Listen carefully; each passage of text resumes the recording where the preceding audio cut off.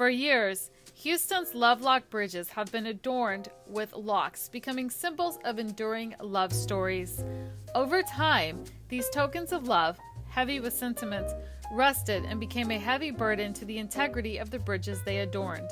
The city of Houston began the process of removal, which is when Chris Pinon, Houston area photographer, uncovered his newest mission: to photograph and find the stories behind these locks, seeking out the individuals who abandoned their love locks on Houston bridges.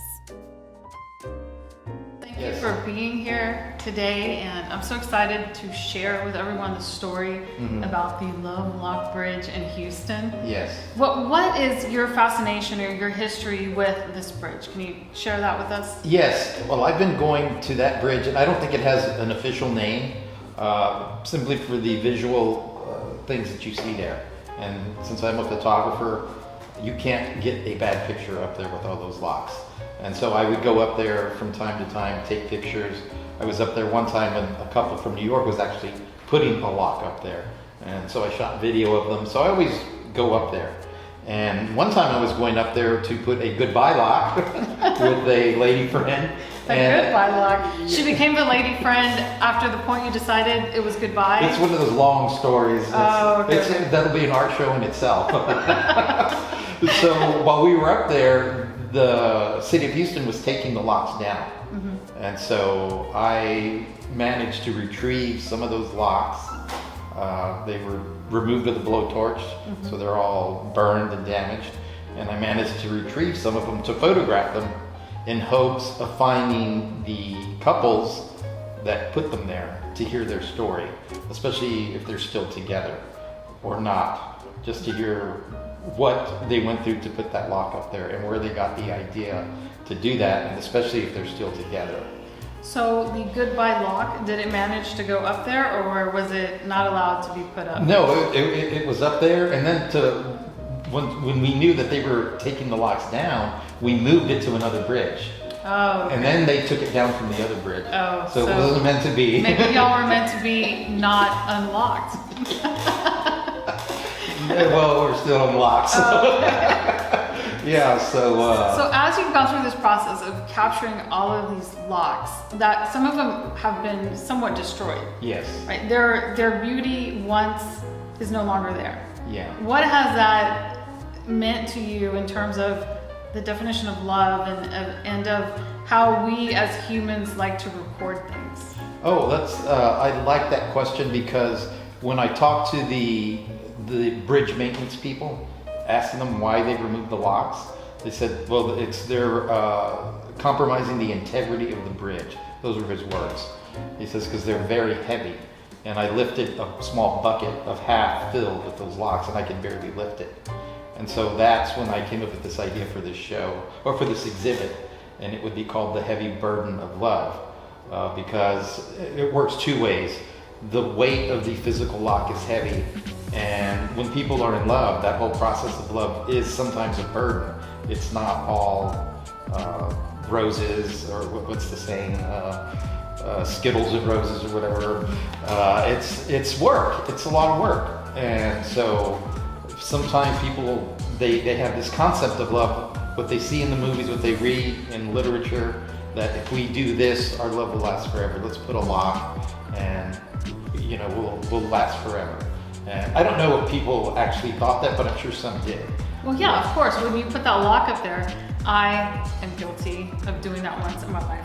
Yeah. When you put that lock up there, you think that you don't put it up there with the thought of you're gonna break up in X number of months or weeks or whatever. Yeah. So you put it up there with the hopes that 10, 20 years from now, before the bridge collapses because of the heavy weight of all the locks, your lock will still be up there, right? And it becomes somewhat like it turns into a memorial.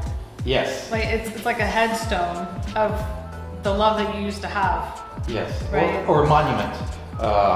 Because doing some of the research, I found out that the word monument actually means to remind, or a memory.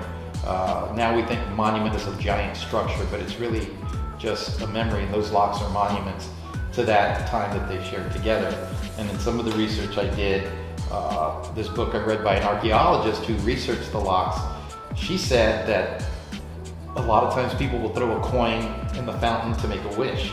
You know, you have a coin and you go, let's make a wish. She says locks are different because not everybody has a padlock on them. So it's a process. If you wanted to do that, you had to go to the hardware store, purchase a lock, make time to go to the bridge and go through that ritual. So she says it's different, and that really made me think. Not only does each lock have a different story, but there is a ritual process that went through the placing of those locks. And there was also a ritual in the removing of the locks for safety reasons. So it's more than just the original idea I had, well, I'm gonna just put a bunch of pictures of locks because they look cool, and they do. But it's a lot deeper than that. As people who maybe have been in love or have not yet found it, that's a memory for everybody. That's how I see it. That kind of spells out what I've discovered about this whole process, which I'm now calling a ritual, because it is. Yeah. It really is. And so hopefully, so people can see the history, where it came from, and where it might go. You know, in the future, once the bridge is gone, or once maybe we're gone, and somebody finds those years from now, what are they gonna make, you know, of that process of those locks? Yeah. Or are they gonna even know what they mean? Because some of them just have dates and a little heart and like hieroglyphics. So if someone were to find one of their locks that they put up there at your exhibit, can they buy that from you? Do you give it to them, or what is that process? They can have it. You will give it to them? But I would like to take pictures of them, and we'd love to hear their story. Okay. Especially if they're still together. Yeah. Even if they're not together, even if one of them comes up with their new partner and say, oh, I put that up with this when I was young, and young and foolish, young and unafraid, and just to hear the story behind it. Some of those locks are really old. They're rusted. They have no writing behind it. Yeah, so I put together this book. Some people still scrapbook. Well, actually, I put this together to show y'all today, and it has a little bit of the history here. So these will probably be on the wall during the exhibit, where the process started in Italy, the early 2000s. Oh, I'm sorry, the 80s. I'm sorry. And so I've gone through and shot the locks hanging. These are locks that are up there now. People, even though they put a mesh up there to keep you from putting locks, there's still places where you can put locks. Now the danger with these locks, which is really important for the public to know, is that you might think that this little lock doesn't weigh a whole lot, right? Right. But you add 100, 200 locks. Thousands of locks. They weigh a lot. And in the book I was reading, they were talking at the bridge in Paris, they were talking tons when they removed the locks. Yeah. And so these little symbols of love weigh lots. And I'd love to talk to Angela and David. Angela and David from December 20th of 2022. And they're supposed to be forever in love. And since her name is first, she probably made him go up. Oh, she probably did. Can I take a guess? They're probably not together anymore. That would probably be a safe guess. Angela and David. She was very persistent at having her name first. Can we look at that again? I would like to see, can you tell if it was written by a man or a woman? That's a woman's handwriting. That's a woman's handwriting. Yeah, I don't think they're together again. I don't know. Still. Or maybe if it was his idea, you brought other girls up here, haven't you? Maybe so. That was poor Angela. We're making all kinds of horrible ideas about her. And this one's my particular favorite because just look at how it's burned with the blowtorch. Like I said, they used a blowtorch to remove them. So at one point, the scissors would no longer cut the. Yeah, that's what I was told. The scissors, the bolt cutters would wear out, so they started using a blowtorch. Bolt cutters. Yeah. Try to say that 10 times fast. People decorated with streamer. This particular one's on the. Like I said, there's 3 bridges that have locks in Houston that I know of. The one over Allen Parkway at Eleanor Tinsley Park, the Rosemont pedestrian bridge, and this particular lock was photographed at Jackson Hill and Memorial. There's a few locks there, but it looks like those are removed on a regular basis. Yeah, they need to be, because if they yeah, don't. especially this fence is kind of flimsy.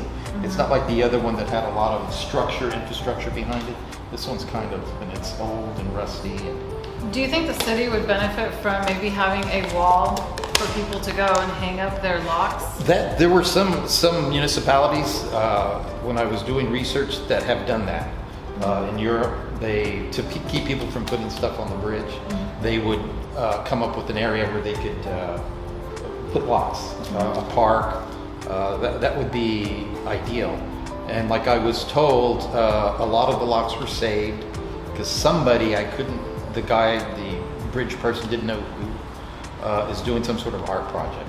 Okay. It's not, hopefully I can be the first one. Yeah, absolutely. Well, that's great. Thank you for sharing your story with us. Well, thank you.